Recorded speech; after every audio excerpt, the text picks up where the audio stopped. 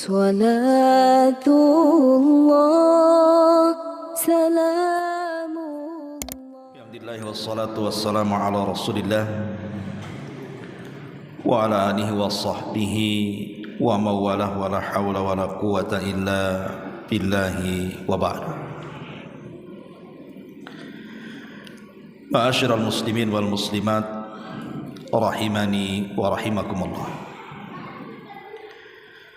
Alhamdulillah di malam ini kembali bisa duduk untuk bertalabul ilmi di Masjid Nidahul Ilmi. Salawat dan juga salam kita hadiahkan kepada Rasul kita Nabi besar Muhammad sallallahu alaihi wa ala alihi wasallam. Tema di malam hari ini kita akan membahas tentang fenomena fitnah-fitnah di akhir zaman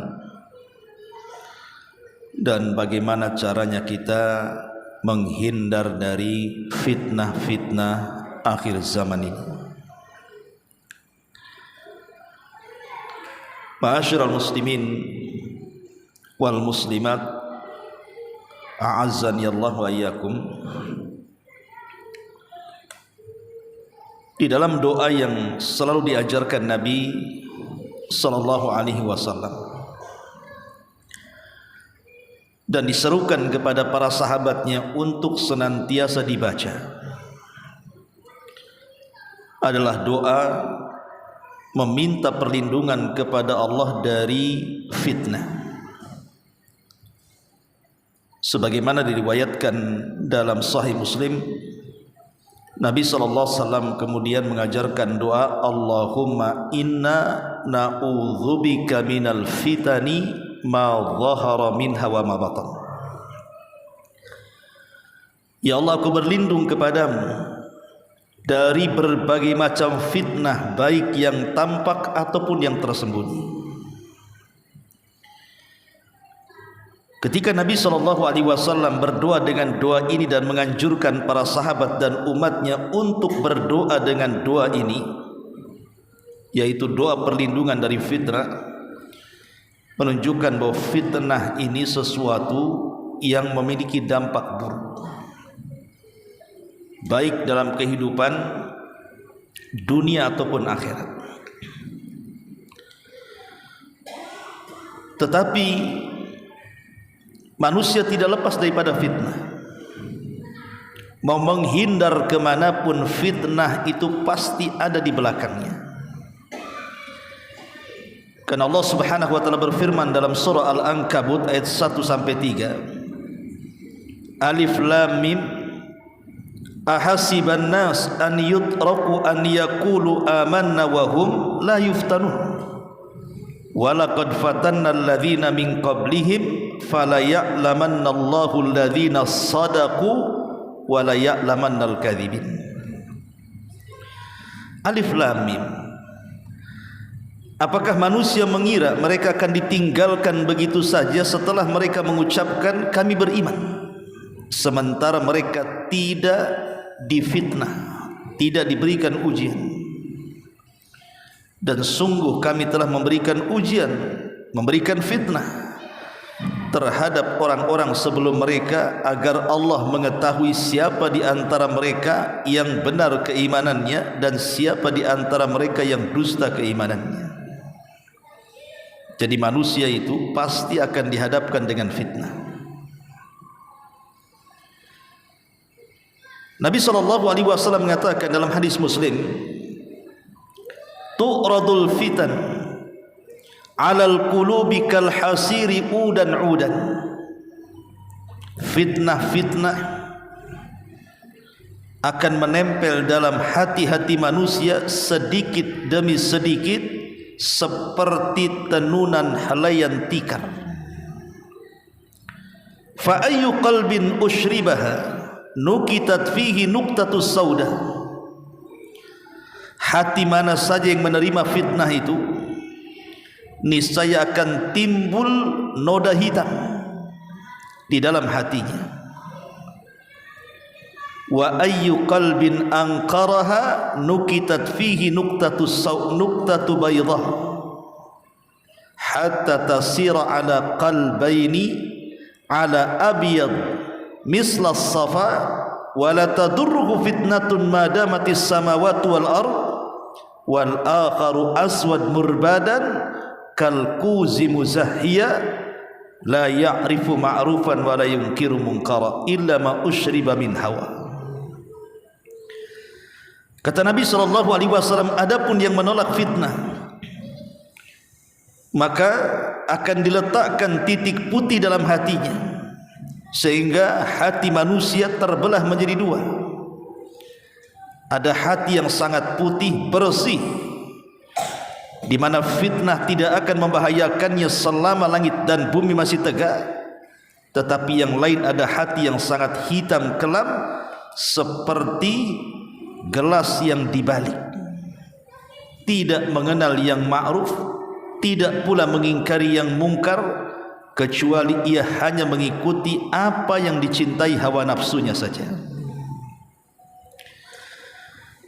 Lihat hadis Nabi SAW yang sangat menakutkan ini, bahwa di akhir zaman manusia itu akan terbelah menjadi dua manusia, terbelah menjadi dua kelompok. Ada kelompok yang mereka memang terjun dalam fitnah atau suka menyebar fitnah atau senang dengan fitnah. Tapi di sisi lain ada orang yang berusaha untuk menghindar dari fitnah dan meminta kepada Allah untuk dijauhkan dari fitnah.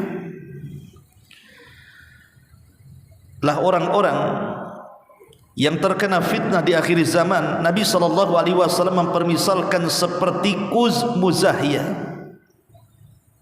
Atau sering saya contohkan, kalau ini gelas, kita tahu bahwa gelas ini lubangnya di atas, jadi kita bisa memasukkan air dari atas.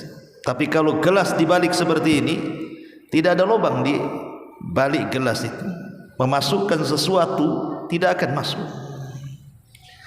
Itulah hati-hati yang terkena fitnah. Seperti gelas yang dibalik, nasihat apapun ditolak dia, hidayah taufik manapun tidak akan masuk dalam hatinya. Kenapa? Karena sudah terlampau banyak titik dan noda hitam dalam hatinya, karena dia lebih menyembah hawa nafsunya dibandingkan perintah Allah dan Rasulnya. Dan ini sudah terjadi di akhir zaman seperti itu. Lihat orang-orang yang meninggalkan kewajiban Allah Subhanahu wa ta'ala. Contoh saja meninggalkan sholat. Ada orang-orang yang meninggalkan sholat itu tidak peduli dengan sholat, tidak peduli bahwa sholat itu wajib, yang meninggalkannya bisa kafir, bahkan terancam dengan azab Allah, tidak peduli. Hatinya seperti gelas yang dibalik. Dan ini fitnah yang terjadi. Ma'asyiral muslimin wal muslimat rahimakumullah.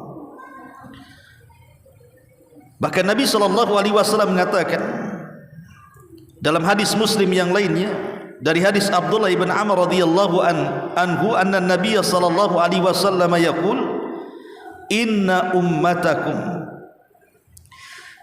ummatakum hadhihi ju'ila afiyatuha fi awwaliha wa yusibu akhiraha bala'un wa umurun tunkirunaha wa taji'u fitanun yurakkiku ba'duha ba'da wa taji'ul fitnatu fayaqulul mu'min hadhihi mahlakati thumma tankashifu thumma taji'ul fitnatu fayaqul hadhihi faman ahabba an yuzahziha 'anil nar wa yudkhilal jannah falyatihi maniyatuhu wa huwa yu'minu billahi wal yawmil akhir wal ya'ti ilan nas alladhi yuhibbu an yu'ta ilaihi. Kata Nabi SAW, umatku yang sempurna dan yang selamat adalah angkatan yang pertama-tama. Siapa mereka? Para sahabat, ya. Kemudian sesudah itu akan ditimpa berbagai macam cobaan berupa hal-hal yang tidak disenangi. Artinya setelah generasi terbaik para sahabat ini, maka akan banyak hal-hal yang tidak disukai, artinya akan tersebar fitnah. Seperti timbulnya fitnah Di mana-mana sebagian mereka menghina sebagian yang lainnya. Oleh karena itu timbullah bencana. Orang-orang mukmin berkata, inilah kiranya yang membinasakan diriku. Setelah hilang bencana tersebut, timbul fitnah bencana yang lain. Dan orang mukmin berkata, ini dan itu. Siapa yang ingin bebas dari api neraka, ingin masuk ke dalam sorga, hendaklah dia menemui kematiannya dalam keadaan beriman kepada Allah dan hari akhir. Dan hendaklah dia berjasa kepada umat manusia sesuai dengan yang diinginkan oleh masyarakat itu. Inilah gambaran fitnah juga yang digambarkan Nabi SAW, bahwa generasi terbaik mereka lah generasi salaf. Dan generasi salaf itu hanya terbatas pada 3 generasi saja. Pertama, generasi para sahabat. Yang kedua, generasi para tabi'in. Yang ketiga, generasi para tabi'ut tabi'in. Inilah disebut generasi salaf. Yang Nabi SAW sabdakan, khairun nasi qarni, thumma alladhina yalunahum, thumma alladhina yalunahum.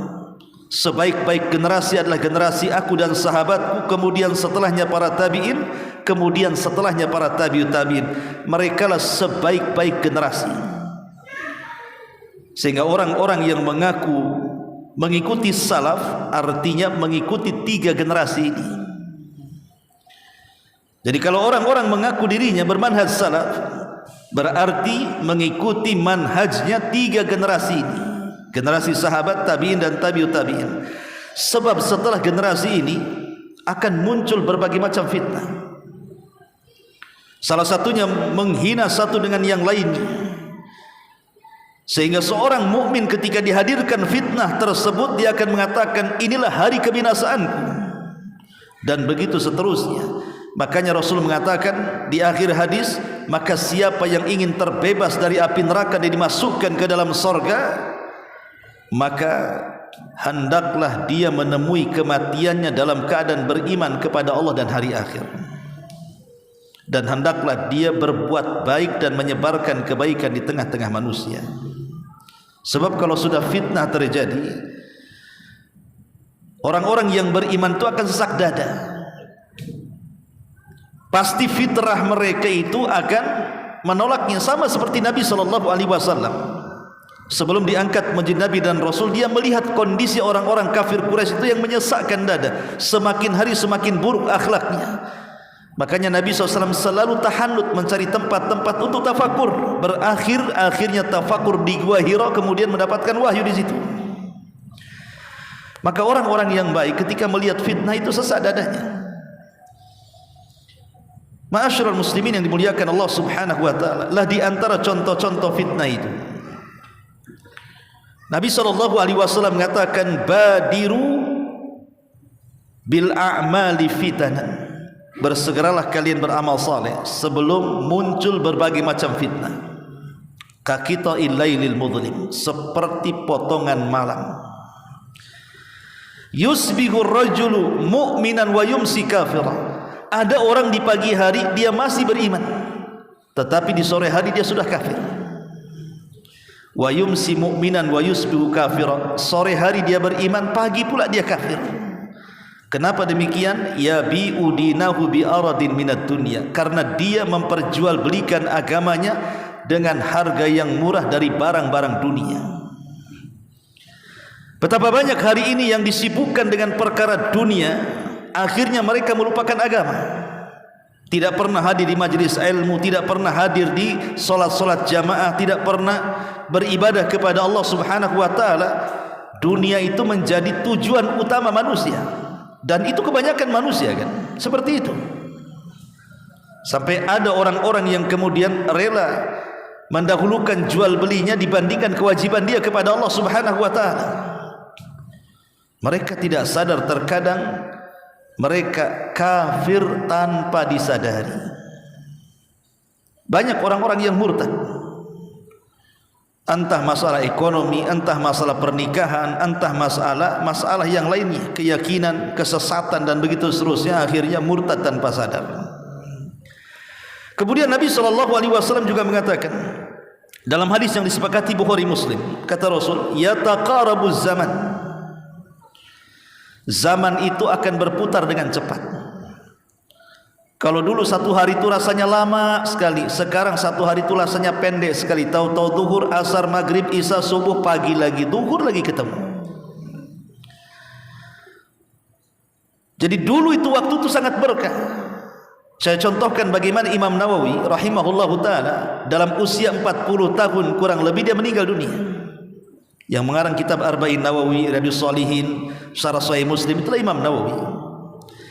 Tapi lihat bagaimana dia mampu mengarang karya yang tidak mungkin dilakukan oleh orang hari ini dengan usia yang seusia Imam Nawawi. Kenapa? Boleh jadi satu hari di zaman Imam Nawawi itu lama sehingga dia bisa mencatat. Tapi di zaman sekarang waktunya cepat. Itulah tanda-tanda akhir zaman namanya. Yataqarabuz zaman. Zaman itu semakin berdekatan.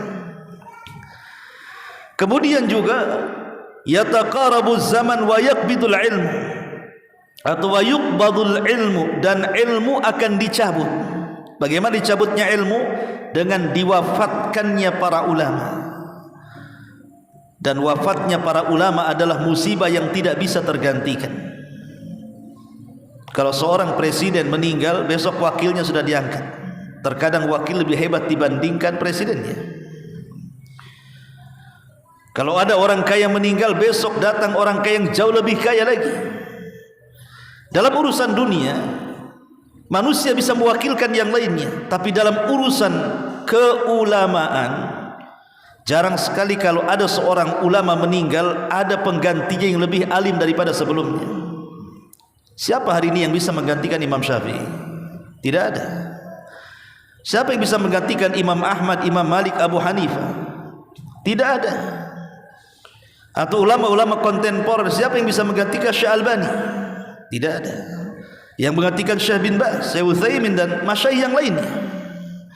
Ini menunjukkan bahwa Rasul mengatakan mautul alim musibatun la tujbar. Kematian orang alim itu musibah yang tidak bisa digantikan. Dan itu bagian daripada fitnah, diangkatnya ilmu. Wa tadhharul fitan, dan muncul berbagai macam fitnah. Nanti kita bahas tersendiri masalah fitnah, apa sumbernya dan bagaimana fenomenanya.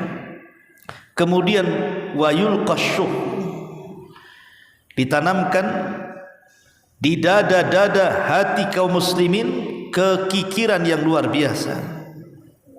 Sudah malas zakat, malas sedekah, malas berbuat baik. Wa yakthurul haraj, dan banyaknya haraj. Qalu ya Rasulullah, wa mal haraj? Rasul, apa itu haraj? Kata para sahabat. Maka Rasul mengatakan al haraj al qatlu, pembunuhan demi pembunuhan. Hari ini kita lihat nyawa itu tidak berharga lagi kan? Betapa banyak orang-orang yang dibunuh dengan cara sadis hari ini. Anak sekolah diperkosa kemudian dibunuh, dibuang bangkainya. Anak-anak bayi yang tidak bersalah hasil dari perzinahan karena malu dibuang, disolokan, dikardus di tong sampah dan begitu seterusnya. Bahkan ada anak yang kurang ajar dengan orang tuanya, meminta sesuatu tidak dikasih, kemudian dibantai. Ada seorang suami cemburu padahal istrinya sudah diceraikan, ketika menikah lagi dibantai pula suami yang barunya. Setiap hari kita disuguhkan dengan pembunuhan demi pembunuhan. Perang antar geng, perang antar geng motor, perang antara ahli waris, macam-macam di dunia ini. Yang kita tidak pernah terpikir dulu, sekarang terbayang luar biasa karena ada di hadapan mata. Setiap hari itu pembunuhan itu terjadi. Kadang-kadang pembunuhan itu masalahnya masalah sepele. Orang ditagih hutangnya, yang berhutang pula bunuh yang ngasih hutang. Terbalik. Nah ini terjadi, ini namanya haraj namanya. Belum lagi perang saudara satu dengan yang lainnya. Dan itu bagian daripada fitnah yang berlaku di akhir zaman. Kemudian Nabi SAW juga mengatakan, Bada'al Islamu ghariba wa sayaudu ghariba kama bada'a fatuba lil ghuraba. Islam ini dulu kemunculannya sangat diasingkan manusia, sampai orang-orang Quraisy itu aneh dengan dakwah Rasul dan mengatakan aja'alal alihata ilaha wahid inna hadza la syai'un ujab. Hei Muhammad, agama apa yang kau bawa? kenapa engkau mengharuskan kami membuang Tuhan yang banyak dan menetapkan Tuhan yang satu? Aneh agamamu ini. Dianggap aneh dakwah tauhid di zaman Nabi SAW, dan keanehan ini akan muncul di akhir zaman. Wa sayaudu ghariba, akan kembali keanehan ini. Ketika hari ini kita mengingkari kesyirikan, kebid'ahan, kesesatan yang nampak di hadapan mata, ada saja yang membela. Contoh hari ini kan menyebar tuh video-video khurafat-khurafat yang diceritakan oleh oknum para habaib. Saya katakan oknum karena tidak semua. Ada yang mengatakan bahwa ada seorang habib yang merupakan wali Allah dikubur di sini. Kemudian sebelahnya ada orang fasik dikubur di sebelah habib. Kemudian malaikat mungkar nanya sama orang fasik ini, berisik. Akhirnya ruhnya si habib ini masuk ke kuburan sebelahnya, ngusir malaikat mungkar dan nakir, jangan berisik dekatku katanya. Dia mengatakan apa? Lihat, orang fasik dapat syafaat karena dikubur di sebelah habib katanya. Khurafat, ikhwan. Ini khurafat yang seperti masa malaikat mungkar dan nakir diusir, gimana ceritanya? Ya. Ada seorang wanita juga, katanya di Yaman, dia setiap malam bisa berjumpa dengan Nabi SAW dalam kamarnya, berkhalwat dengan Nabi. Nabi yang melarang. Apa kata Rasulullah? Tidak boleh seorang laki-laki dengan perempuan berdua-duaan kecuali ada mahramnya. Dia bisa mengundang Nabi ke kamarnya berdua-duaan. Jadi apabila kita ini punya hajat, mau menikahkan mungkin anak atau mungkin mau hajat apa, nanti tanya kepada wanita yang katanya aulia Allah dari kalangan istri habahib itu, wanita-wanita keturunan Nabi, kata dia bercerita. Jadi nanti dia mengatakan, tunggu saya akan tentukan harinya. Dia masuk ke kamar, dia panggil Nabi. Nabi datang entah dari mana, masuk ke kamarnya, yaqadhatan, dengan jelas dia mengatakan yaqadhah. Arti yaqadhah itu artinya betul-betul jasadnya ada di situ. Kemudian bertanya Nabi, ini ada orang mau tanya besok anaknya mau kawin, hari apa kira-kira yang bagus? Khurafat dari mana kayak gini coba? Bahkan ada seorang wali Allah katanya di Yaman, dia bisa menghentikan matahari. Dikomplain oleh orang-orang yang lain yang puasa dan mengatakan, wahai wali, kenapa kau tahan matahari, kami dah lapar katanya. Biarkan dia tenggelam biar cepat maghrib katanya. Gimana nih cerita ini? Tidak ada sejarah yang bisa menghentikan matahari kecuali satu. Siapa? Yusha ibn Nun, seorang nabi. Iya, memang ada kisahnya, sahih. Ketika Yusha ibn Nun membuka kota Palestina, kemudian terjadi perang hebat. Sementara besok sudah masuk hari Sabtu. Sementara bagi orang-orang Yahudi hari Sabtu itu hari sakral, tidak boleh perang. Kalau tidak diselesaikan perang hari Jumat tidak menang, maka besok akan mengalami kekalahan karena hari Sabtu orang Yahudi tidak boleh perang. Maka Yusha ibn Nun mengatakan kepada matahari, wahai matahari, engkau diperintah Allah, aku juga diperintah Allah. Tolong jangan tenggelam dulu sampai ku kalahkan musuhku. Akhirnya dikalahkan. Itu mukjizatnya Yusha ibn Nun, seorang nabi.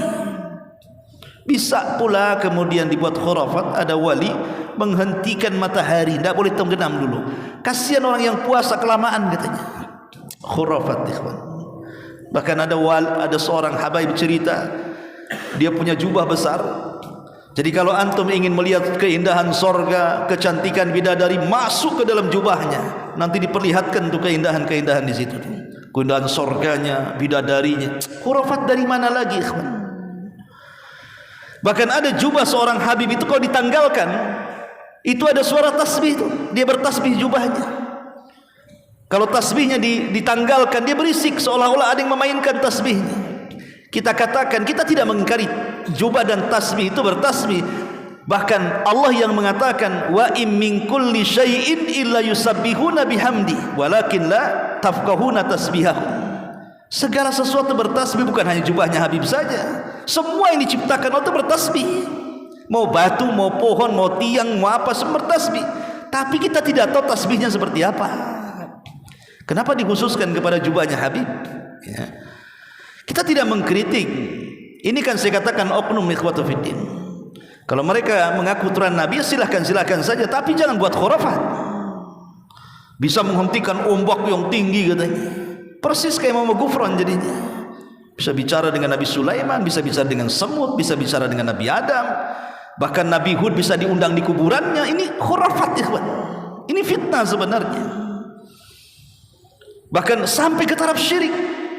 Ada seorang habib bercerita itu, kalau kita sedang genting dalam kondisi membutuhkan hajat dan pertolongan, ada 3 habib, tinggal panggil saja namanya, katanya. Nanti kesulitan antum hilang. Subhanallah. Nabi datang memberantas kesyirikan. Ini orang yang konon mengaku keturunan Nabi, yang harusnya ikut memberantas kesyirikan sebagaimana kakek buyut mereka, malah menciptakan pula kesyirikan. Lala yang seperti ini, ikhwatu fiddin, muliakan Allah Azza wa Jalla, ini keasingan Islam. Ini kalau kita bantah seperti ini, mereka enggak terima.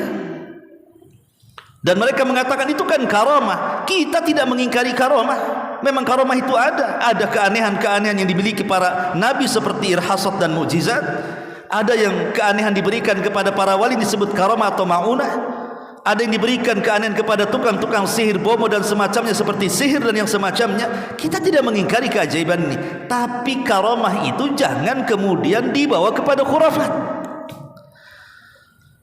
Kita kenal para wali-wali yang betul-betul mereka wali, dikisahkan bagaimana karamah mereka. Seperti umpamanya di zaman Nabi SAW ada seorang sahabat namanya siapa? Yang mengislamkan Abu Hurairah dari kabilah Daus itu, Tufail ibn Amr ad-Dausi. Tufail ibn Amr ad-Dausi.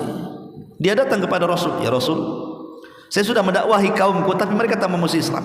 Berikan tanda-tanda kebesaran Allah kepadaku agar aku bisa berikan hidayah kepada mereka. Kata Rasul, pergilah, nanti akan sampai tanda-tanda kebesaran Allah kepadamu. Berangkat Tufail pulang ke Daus. Di tengah jalan dia obornya mati. Namanya padang pasir gelap. Tiba-tiba ada cahaya di lengannya. Kemudian dia mengatakan, ya Rabb, sebentar lagi aku akan sampai ke kaumku. Kalau ini cahaya dalam tanganku diketahui kaumku, akan menjadi fitnah. Pindahkan ke tempat yang lain. Akhirnya diletakkan di dahi. Cahayanya moncor dari dahi. Maka kata Tufail, ya Allah, jangan kau letakkan cahaya di dahi, tempat lain saja. Akhirnya ditaruh di mulut. Kalau mulut berkilo-kilo tuh kalau ngomong tuh. Dengan sebab itu kaum Daus masuk Islam. Iya, kita tidak mengingkari ada karamah, tapi jangan dibuat khurafat. Ya. Jangan dibuat dongeng-dongeng dusta. Bisa membentak malaikat lah dan begitu seterusnya. Ini kan aneh. Bahkan bisa mengundang Jibril lagi. Jibril diundang. Bahkan ada seorang habib itu bercerita itu, setiap hari dia dapat salam dari Nabi. Sahabat Nabi, mereka seperti kelasnya Abu Bakar, Umar, Utsman, Ali. Tidak ada riwayat dapat salam dari Jibril. Hanya orang-orang tertentu, Khadijah, Aisyah, ya dapat salam dari Jibril. Itu hadisnya jelas. Ya. Kemudian ada juga yang lebih parah lagi. Tidak mungkin orang itu bermimpi berjumpa dengan Rasul kecuali harus punya kekuatan 40 kuda. Gimana? Dari mana coba riwayatnya? Kalau tidak maka dia akan hancur, katanya. Ini khurafat-khurafat yang dibuat-buat, ikhwatu fiddin yang muliakan. Itulah keasingan Islam. Wa sayaudu ghariba kama bada. Belum lagi khurafat-khurafat para dukun yang jelas-jelas, ya kan, yang baru kemarin banyak viral di medsos.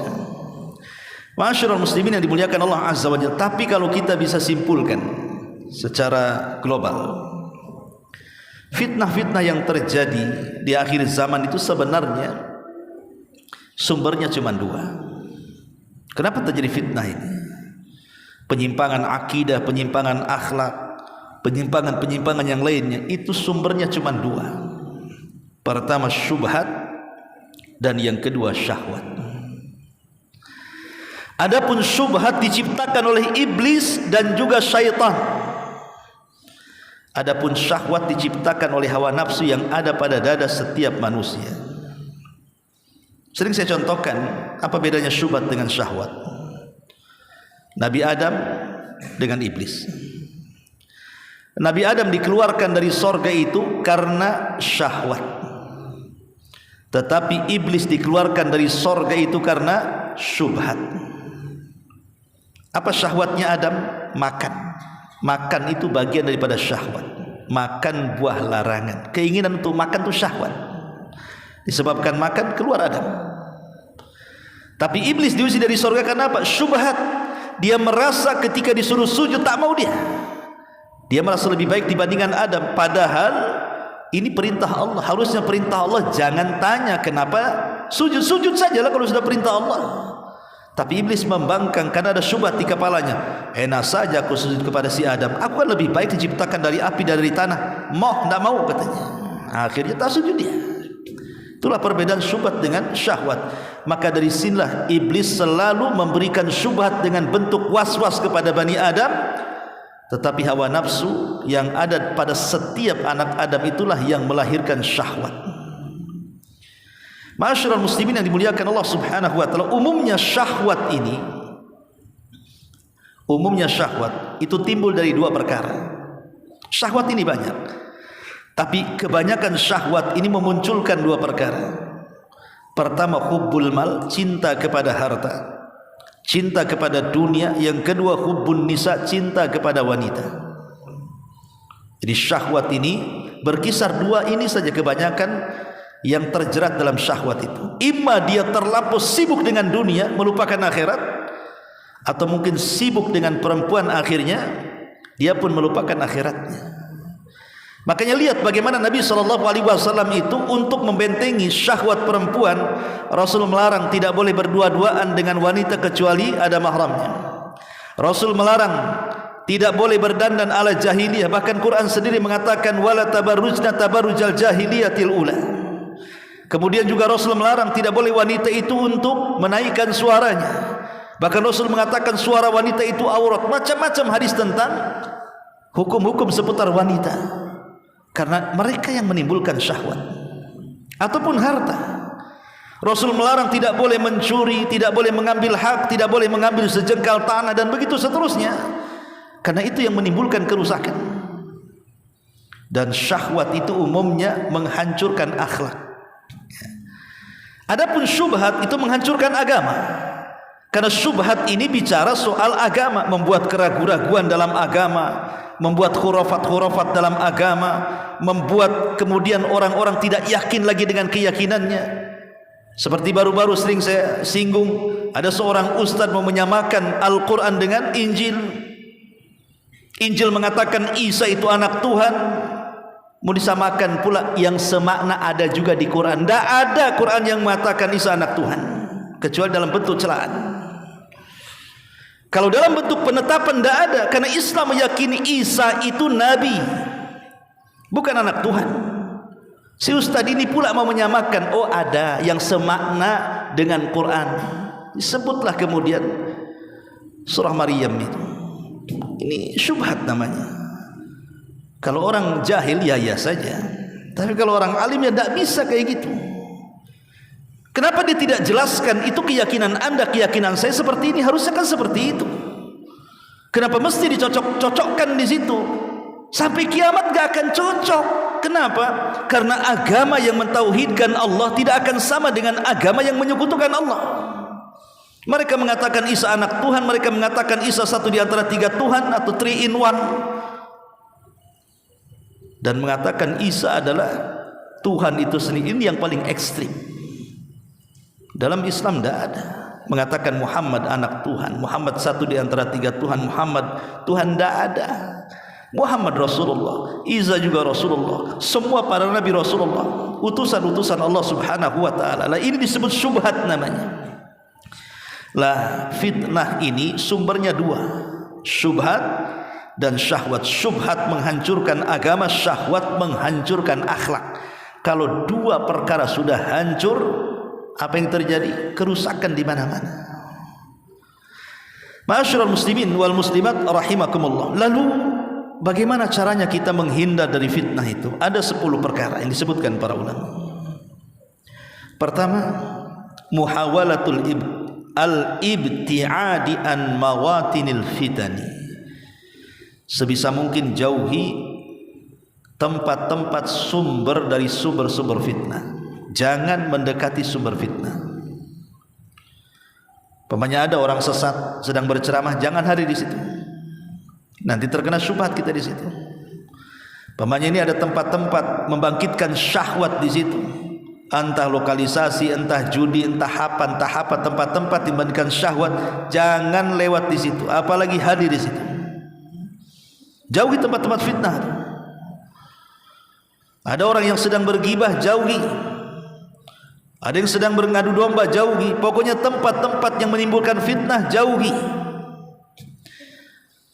Karena Allah Subhanahu wa taala mengatakan dalam surah Al-Anfal 25, "Wattaqu fitnatal la tusibannal ladzina zalamu minkum khassah." Takutlah kepada fitnah yang kalau Allah timpakan kepada kalian bukan hanya orang zalim yang terkena, orang baik pun kena imbasnya.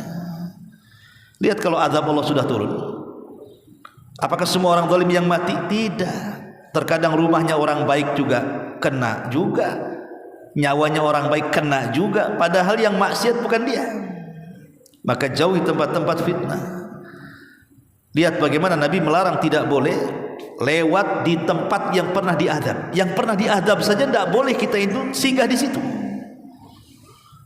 Makanya di Saudi itu ada tempat penghancuran Abraha pada kisah Sabul Fil, itu namanya Wadin Muhassir. Wadin Muhassir itu lembah Muhassir. Biasanya orang yang sedang manasik haji lewat di situ. Oleh Rasul disuruh mempercepat jalannya. Jangan singgah di situ. Karena itu tempat azab masalahnya, pernah diazab di situ, Abraha pernah dihancurkan. Ini enggak, banyak di antara orang-orang itu justru touring dia ke tempat-tempat yang diazab. Pengen tahu laut mati kayak apa, karena itu tempat dihancurnya kaum Sodom. Datanglah pula ke laut mati situ. Berendam pula dengan lumpurnya di situ. La haula wala quwata illa billah, ya. Ini yang pertama. Yang kedua, al-i'tisam bil kitabi was sunnah. Kalau ingin terhindar dari fitnah, pegang Al-Quran dan sunnah, karena hanya dengan itu kita akan selamat. Taraktu fikum amrayni lan tadillu ma tamassaktum bihima kitaballahi wa sunnati. Kutinggalkan kepada kalian dua perkara, kalian tidak mungkin sesat selamanya selama kalian memegang keduanya, Al-Quran dan sunnahku. Pegang Quran dan sunnah sekuat mungkin. Itulah yang bisa menghindarkan kita dari syubhat dan syahwat. Itulah yang bisa menghindarkan dari segala macam fitnah. Kemudian yang ketiga, an yalzamal muslim halal fitani jama'atal muslimin.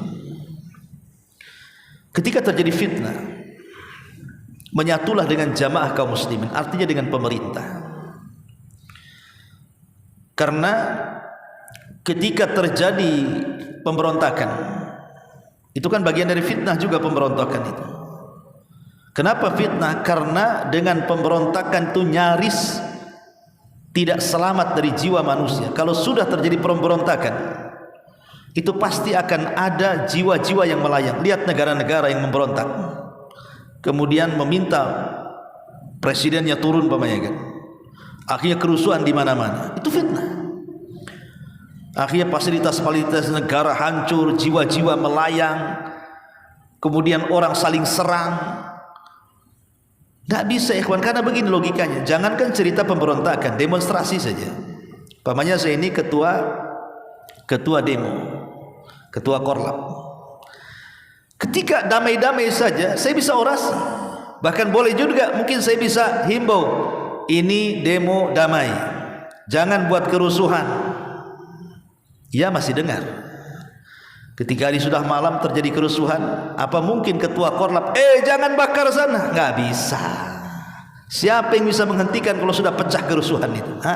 Nggak bisa. Ini baru demo, gimana pula pemberontakan, ya. Maka ini bagian dari fitnah, nyawa melayang.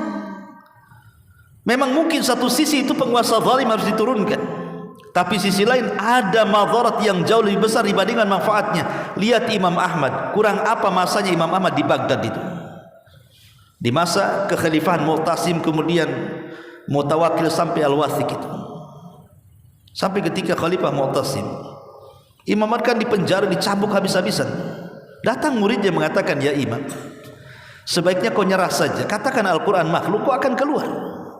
Lihat tuh orang-orang tuh di luar tuh sudah memegang pena dan buku, siap menulis bahwa engkau mengatakan Quran makhluk, kau akan bebas. Tapi Imam mengatakan tidak. Apakah harus menyesatkan semua orang sebanyak itu? Kemudian muridnya mengompori Imam, kalau begitu kita berontak ya Imam, murid engkau ribuan di Baghdad ini, kita bisa gulingkan pemerintah Mu'tasim. Apa kata Imam Ahmad? La ad-dima ud-dima, jangan, ini tempat darah namanya. Kalau sudah pemberontakan pasti akan darah menyecer di situ. Imam Ahmad melarang. Bahkan dia mengatakan, lau kana li da'watun mustajab la da'autul Mu'tasim. Kalau aku punya doa yang diijabah Allah, ku doakan Khalifah Mu'tasim dengan kebaikan itu. Maka dalam tempat-tempat fitnah ini, merapatlah kepada jamaah kaum muslimin, artinya kepada pemerintah. Kemudian yang keempat, ya, as-sabr, bersabar ketika menghadapi fitnah. Nabi SAW mengatakan, inna min waraikum ayyama sabri lil mutamassiki fihinna yawma idzin bima antum alaihi ajru 50 minkum. Qalu ya Nabi Allah, aw minhum? Qala bal minkum. Rawahu Tabrani wa sahahahu Albani fi silsilati sahihah. Kata Rasul, kelak akan datang zamannya di mana kalian akan menghadapi hari-hari kesabaran, di mana orang-orang yang memegang sunnah Nabi SAW pada hari itu seperti memegang bara api. Tetapi siapa yang memegang sunnah, maka dia akan dapat pahala sebanyak 50 para sahabat. Sahabat bertanya, apakah seperti kami? Ya, seperti kalian.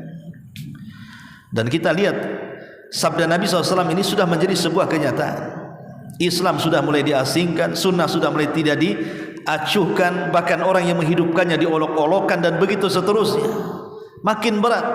Bahkan baru sunnah kecil dilakukan saja, mungkin baru antum yang baru hijrah mengangkat kain di atas mata kaki, wah sudah heboh. Ada wanita bercadar di desa, oh sudah diusir. Ini ajaran apa ini? Itu baru segi penampilan, belum lagi meluruskan pemahaman dan keyakinan. Berapa banyak kemudian masjid-masjid di demo, pengajian-pengajian dibubarkan, dan itu terjadi.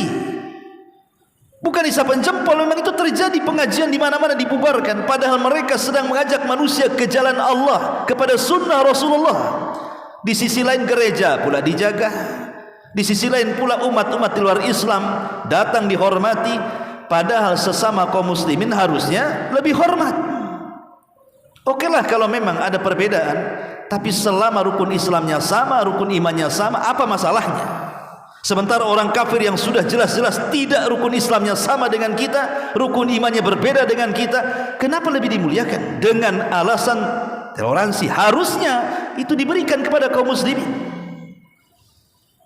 Ma'asyiral muslimin yang dimuliakan Allah Subhanahu wa taala, maka ini sudah terjadi hari-hari kesabaran ini. Ya. Ma'asyiral muslimin, kemudian yang kelima, ar-ruju' ilal ulama'ir rabbaniyin as-sadiqin ahlu al-basirati wan nazar fi maqasidis syariati wa ma'alatil umuri. Di zaman fitnah itu antum harus mendekat kepada para ulama, kepada tokoh-tokoh agama yang rabbani, betul-betul mengajarkan ajaran Rabb Allah Subhanahu wa taala, yang menyampaikan sunnah Nabi SAW, merapat kepada mereka. Karena Allah yang mengatakan dalam surah An-Nisa 83, wa idza ja'ahum amrun minal amni awil khaufi ada'u bih walau radduhu ila ar-rasul wa ila ulil amri minhum la'alimahu alladhina yastanbituna minhum walaula fadlullahi alaikum wa rahmatuhu lattaba'tumus syaitana illa qalila. Apabila datang kepada mereka satu berita tentang keamanan ataupun kemenangan ataupun ketakutan ataupun kekalahan, mereka menyebarluaskannya. Padahal seandainya mereka menyerahkan kepada Rasul dan ulil amri, pemegang kekuasaan di antara mereka, itulah orang-orang yang ingin mengetahui kebenaran akan dapat mengetahui secara resmi dari mereka, Rasul ataupun ulil amri, tentang beritanya. Sekiranya bukan karena karunia dan rahmat Allah kepadamu, tentulah engkau mengikuti setan kecuali sebagian kecil dari mereka. Begini di masyarakat kita ini, kadang-kadang ada berita langsung heboh. Jadi ada satu berita itu langsung heboh, seperti dulu umpamanya ketika Covid, ya, ketika kemunculan bintang Suraya, maka akan menghilangkan COVID. Dengan bintangnya muncul bintang Suraya akan menghilangkan COVID. Padahal riwayat itu bercerita tentang hama yang ada di kota Madinah. Tapi kemudian hadis itu dibawa kepada wabah COVID di negeri kita ini. Wah, digembar-gemborkan hadis itu. Akhirnya masyarakat heboh kan zaman itu. Padahal kalau seandainya ditanyakan kepada para ulama tentang hadis itu dan kaitannya dengan COVID-19 dulu, ternyata nggak ada apa-apa. Kenapa buat heboh? Belum lagi ada dentuman dulu, heboh satu Indonesia. Belum lagi ada nanti Ramadan akan terjadi asap yang pekat di langit, dan itu menandakan awal dari tanda kiamat besar. Ternyata Ramadan lewat, tak ada pula kiamat. Ini kalau berita-berita ini langsung disebar kemana-mana, kacau manusia. Sampai ada di Tiban Kampung itu, Mas Agus tuh cerita sama saya semalam, Ustaz, kenapa nggak boleh tidur sama istri saya, katanya. Kenapa? Dia tengok di YouTube, ini nanti malam akan ada asap, katanya. Dari mana, Dek? Ini di YouTube akan ada asap, ini tanda kiamat. Jangan tidur kau, nanti kena kiamat, katanya. Nggak tidur dia sampai subuh. Orang awam. La haula wala quwata illa billah.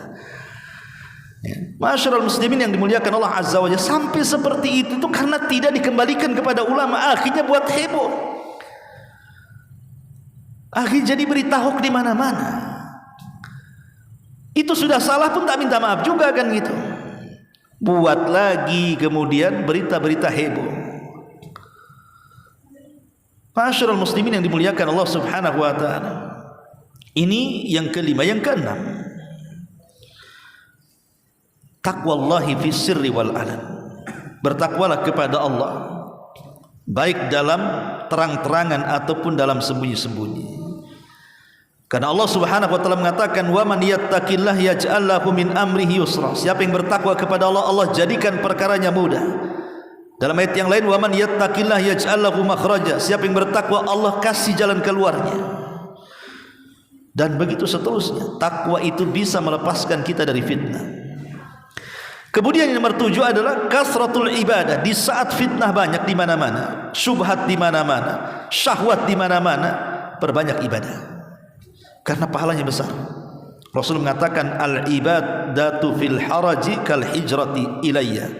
Ibadah di waktu terbanyaknya fitnah, itu hukumnya sama dengan hijrah kepada aku, kata Rasul.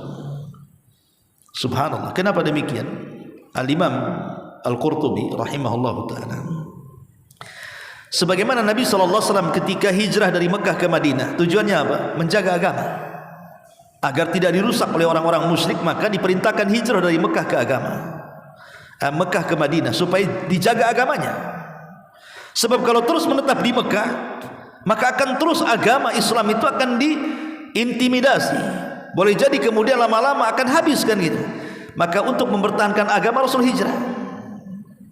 Maka ibadah di waktu terjadi banyak fitnah itu seperti itu.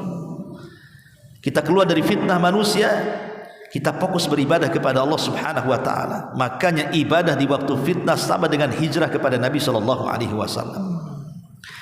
Kemudian juga yang nomor 8, tidak mudah menyebarkan berita di medsos. Adamul isya'ati fi tawasulil internet. Artinya tidak boleh, sebisa mungkin jangan mudah menyebarkan berita-berita hoax. Hari ini musibah terbesar dalam kehidupan kita itu adalah handphone. Tidak anak tidak orang besar, tidak laki-laki tidak perempuan, tidak yang muda tidak yang tua, sama terkena fitnah handphone ini. Dengan berbagai macam aplikasinya, dengan YouTube-nya, dengan Facebook-nya, dengan Instagram-nya, dengan TikTok-nya, dengan WeChat-nya, dengan macam-macam istilahnya di situ. Semua disibukkan dengan perkara itu. Ada hari-hari yang setiap hari menonton sinetron bergelombang-gelombang, berseri-seri, pagi, siang, sore, drakor. Ada yang sibuk melihat berita politik itu saja. Besok temanya apa? Temanya apa? Pada itu berita hoax sebenarnya. Ada yang suka kemudian melihat berita-berita kasus-kasus pembunuhan dan begitu seterusnya.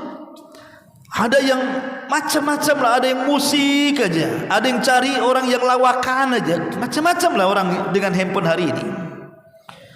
Ikhwatu fillah melakukan Allah Azza wa Jalla. Saya contohkan 3 peristiwa di zaman Nabi. Pertama, peristiwa perang Uhud. Kenapa perang Uhud itu kalah? Pertama, karena takdir dari Allah memang sudah kalah. Yang kedua, tapi ada sebabnya. Salah satu sebab kekalahan perang Uhud selain daripada para pemanah yang turun ke bawah, karena disebarnya isu terbunuhnya Nabi SAW. Padahal yang terbunuh itu Mus'ab ibn Umar, karena kalau Mus'ab bin Umar dengan Rasul itu menggunakan baju besi itu perawakannya hampir mirip. Sehingga ketika Mus'ab bin Umar terbunuh di perang Uhud, disangkanya Nabi yang meninggal. Disebarlah isu terbunuhnya Nabi, sehingga melemahkan para sahabat. Akhirnya sahabat korat-karit, kocar-kacir, tunggang langgang, terjadi kekalahan akibat menyebarkan berita hoax. Terjadi kekalahan perang. Satu. Yang kedua, ketika para sahabat hijrah pertama kali ke Ethiopia, Raja Najasyi atau Ashama ibn Abjur hijrah beberapa orang, tidak banyak, ke Ethiopia. Sampai di Ethiopia mendengar bahwa penduduk Mekah masuk Islam dengan turunnya surah An-Najm. Ketika mereka sujud, rupanya tidak benar, mereka pulang. Sudah senang nih orang-orang yang hijrah di Habasyah ini, pulang ke Mekah, rupanya berita hoax. Akhirnya mereka dapat siksaan lagi. Kemudian hijrah lagi 2 kali ke Ethiopia. Lihat, gara-gara berita hoax. Dampaknya seperti itu, penyiksaan kembali terulang. Kemudian yang ketiga, tentang hadisatul ifki. Aisyah dituduh berzina dengan Safwan ibn Mu'attil karena ketinggalan pasukan perang ketika Aisyah buang hajat di malam hari. Apalagi kemudian cincin atau gelangnya hilang, dia mencari, disangkanya sudah naik ke rumah unta-untaan, rupanya belum. Ketinggalanlah dia pasukan. Datang seorang sahabat namanya Safwan ibn Mu'attil menolongnya. Kemudian lewat di para pembesar munafik, Abdullah ibn Ubay bin Salul, disebarnya berita Aisyah berzina dengan Safwan. Membuat heboh kota Madinah, membuat sedih Rasul, membuat berantakan semuanya. Lah, ini sebuah pelajaran bagi kita. Jangan mudah copy paste, jangan mudah nge-share, jangan mudah menonton. Apalagi narasumber itu mereka dari orang-orang kafir. Narasumber itu tidak pernah sholat, tidak tahu amanah, hanya umpamanya lawan politik atau apa kan gitu. Karena kita lihat bahwa orang-orang yang menjadi tim sukses, maka dia berusaha untuk memenangkan kandidatnya dan akan menghina lawannya. Terkadang menghina lawan itu membuat berita-berita hoax, terkadang mencari-cari aib-aib dia kemudian disebar supaya menghilangkan karakternya. Banyak kan cara-cara yang tidak baik itu sebenarnya. Apa dibolehkan dalam agama? Tidak dibolehkan. Celakanya kita pula hari-hari menonton dan tidak diimbangi dengan belajar agama. 99% nonton itu, 1% pula baca zikir itu. Ini kan masalah kalau sudah seperti ini. Nah, ini fitnah, ya. Ini yang nomor 8. Yang nomor 9, nasrul khairi bainan nas, sebarkan kebaikan di tengah-tengah manusia. Sebagaimana tadi hadis Rasul mengatakan, faman ahabba an yuzahziha 'anil nar wa yudkhilal jannah falta'tihi maniyatuhu wa huwa yu'minu billahi wal yawmil akhir wal ya'ti ilan nas alladhi yuhibbu an yu'ta ilaihi. Barang siapa yang mencintai dijauhkan dari neraka dan dimasukkan ke dalam surga, maka berangan-anganlah kematiannya dalam keadaan dia beriman kepada Allah dan hari akhir, dan datanglah dia kepada manusia sesuai dengan yang manusia cintai. Artinya sebar kebaikan di tengah-tengah mereka. Di tengah fitnah itu sebarkan kebaikan. Ketika manusia mengeser berita-berita hoax, antum sebarkan agama di situ. Ketika manusia main TikTok dengan aurat-auratnya, dengan joget-jogetnya, dengan nyanyian-nyanyiannya, antum sebarkan hadis Nabi di tengah-tengah mereka. Ketika manusia menyebarkan syahwat, antum sebarkan agama. Masalahnya subscribe-nya gak naik-naik, Ustaz. Itu orang mancing bisa 1 juta subscribe-nya, Ustaz. Jangan, yang nilai itu bukan subscriber. Yang nilai pahala itu bukan mereka, Allah Subhanahu wa taala. Mau 1, mau 2, mau 3 penonton dah masalah. Itu jadi amal jariah kita setelah kematian kita. Dan ketika beramal itu jangan terlampau mengharap ucapan syukran jazakallah khairan atau doa orang-orang yang kita berbuat baik kepadanya. Aisyah radhiyallahu anha Itu kalau dia sedekah, dia tidak mau mendengar ucapan syukran dari orang yang disedekahinya. Jadi kalau sedekah kasih langsung tutup pintu. Itu Aisyah radhiyallahu anha. Dia tidak mau mempengaruhi hatinya. Kalau sekarang ditunggu tuh, berterima kasih enggak dia? Awas kalau enggak katanya. Kemarin 1 juta saya kasih 10.000 dia kalau enggak mendoakan saya. Anda bersedekah karena apa kan begitu? Aisyah radhiyallahu tidak mau dia mendengar kalimat syukran jazakillah khairan itu. Sedekah tutup pintu. Itulah hati-hati orang-orang mulia kan, betul-betul ikhlas karena Allah Subhanahu wa taala. Makanya kenapa orang ria itu bukan hanya tersiksa di akhirat, di dunia saja sudah tersiksa. Ketika pujian manusia kepadanya pendek dan tidak panjang, disitulah terjadi penyesalan. Kenapa kalau pujiannya pendek saya harus nyumbang banyak-banyak katanya. Sikit aja lah, sebagaimana pujiannya sikitnya saya kasih sikit katanya. Itulah tersiksanya orang ria ya kawan. Ma'asyiral muslimin yang dimuliakan Allah Azza wa Jalla. Kemudian yang terakhir, tahsilul mal al halal wa tajannub al jasha'. Carilah harta yang baik, harta yang halal. Karena sumber fitnah itu salah satunya harta. Nabi SAW mengatakan, innallaha thayyibun la yaqbalu illa thayyiban. Wa innallaha amaral mu'minina bima amara bihil mursalin. Faqala Allah azza wa jal, ya ayyuhar rusul kulu min thayyibati wa'malu salihan. Wa qala Allah azza wa jal, ya ayyuhalladzina amanu kulu min thayyibati ma razaqnakum. Thumma dzakara ar-rajula ath'asha aghbar yamuddu yadayhi ila as-sama faqala ya rabbi wa mat'amuhu haramun wa malbasuhu haramun wa mat'amuhu haramun wa mashrabuhu haramun wa malbasuhu haramun wa ghudiya bil haram fa anna yustajabu lah. Dalam hadis Muslim dari Abu Hurairah radhiyallahu anhu, Rasul mengatakan, Allah itu maha baik, tidak menerima kecuali yang baik-baik. Dan Allah telah memerintahkan orang-orang yang beriman persis seperti perintah kepada para rasul. Allah berfirman, wahai Rasul, makanlah dari yang baik-baik, beramallah dengan amal soleh. Dan Allah juga berfirman, wahai para orang-orang yang beriman, makanlah dari yang baik-baik yang kami rizkikan kepada kalian. Kemudian Rasul menceritakan seorang laki-laki yang datang dari safar. Rambutnya penuh dengan debu, kemudian acak-acakan pakaiannya, kemudian dengan lusuhnya dia menengadahkan tangan ke langit dan mengatakan, ya Rabb, ya Rabb.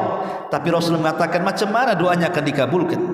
Padahal makanannya, minumannya, pakaiannya dan daging yang ada pada badannya semua hasilnya dari yang haram.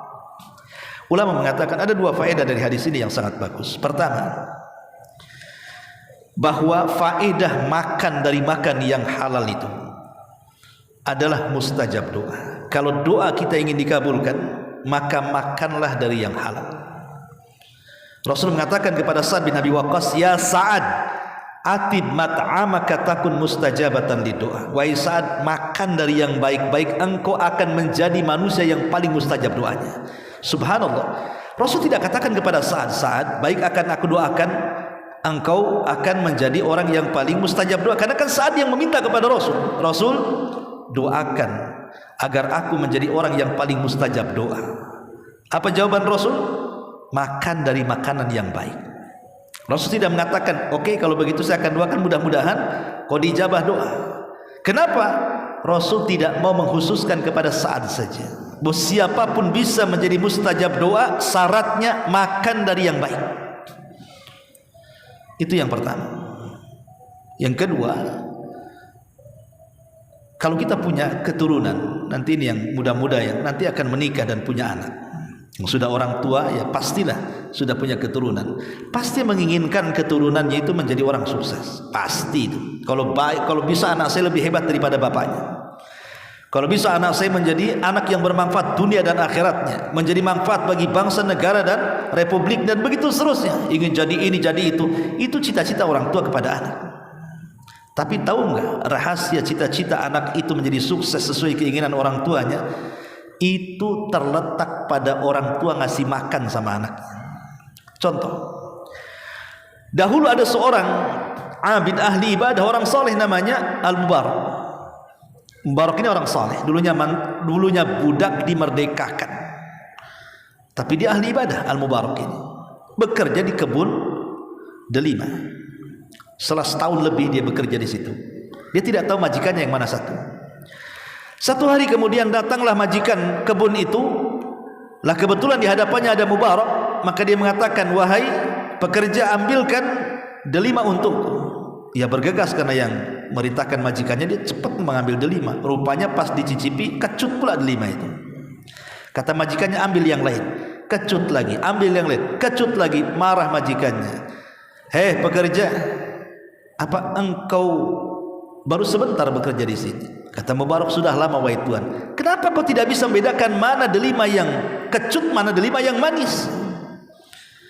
Kata Mubarak, wahai Tuan, macam mana aku bisa membedakan delima manis, delima kecut? Selama setahun lebih aku bekerja di kebunmu, aku hanya diperintah menjaga kebun, bukan memakan buah kebun.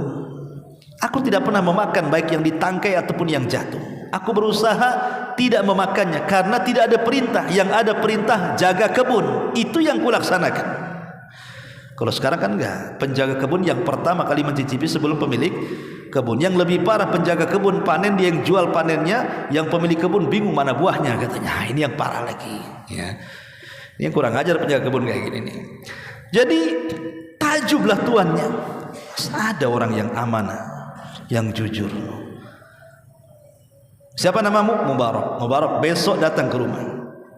Besoknya datang ke rumah majikannya.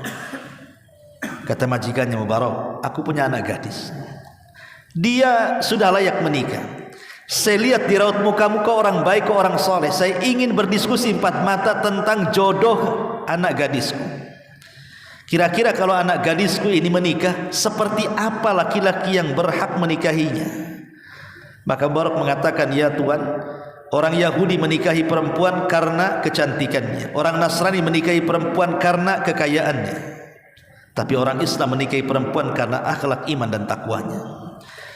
Kata tuannya, oh gitu, dan saya tidak melihat akhlak, iman, takwa kecuali ada pada dirimu. Kawin kau dengan anakku, katanya. Masya Allah, mewarisi kebun delima. Nikah nih Mubarak dengan anak pemilik kebun delima ini.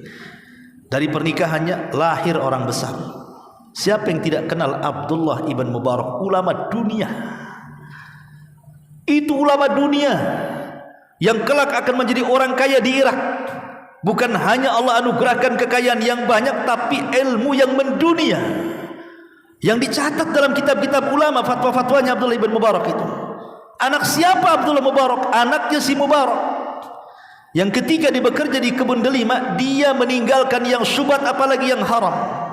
Dari sini kata para ulama faedahnya, lihat, kalau ingin mencetak anak besar, maka berilah mereka makanan-makanan halal.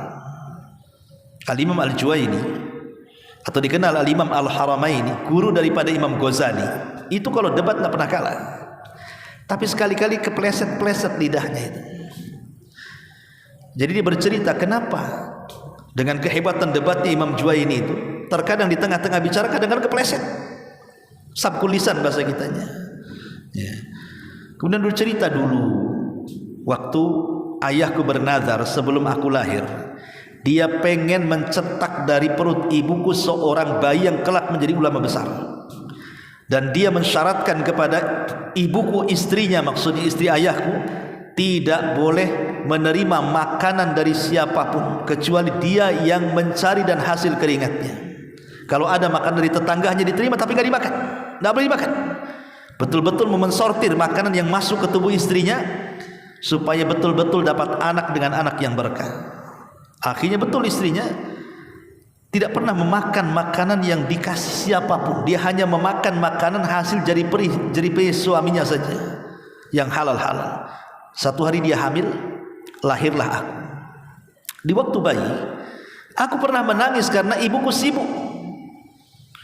Rupanya ketika aku menangis sendirian, ibuku sibuk di dapur, ada seorang tetangga jariah budak yang juga sedang menyusui anaknya. Melihat aku, kasihan dia, jangan-jangan anak itu haus. Bayinya diletakkan, diambilnya bayi Mubarak, disusukan kepada dia. Ibunya datang dari dapur marah-marah, diambil lagi sama ibunya Mubarak itu. Kata Mubarak, itulah yang membuat pelat lidahku. karena aku pernah memakan 1 sedot atau 2 sedot susu dari seorang budak jariyah yang tidak tahu apakah dia makan dari makanan yang halal atau yang haram. Dari sini ada pengaruh besar makanan itu maksudnya, ya. Maka inilah diantara 10 perkara yang bisa menghindarkan kita dari fitnah akhir zaman. Subhanallah bihamdika asyhadu an la ilaha illa anta astaghfiruka wa atubu ilaik. Allahu taala alam. Assalamualaikum warahmatullahi wabarakatuh.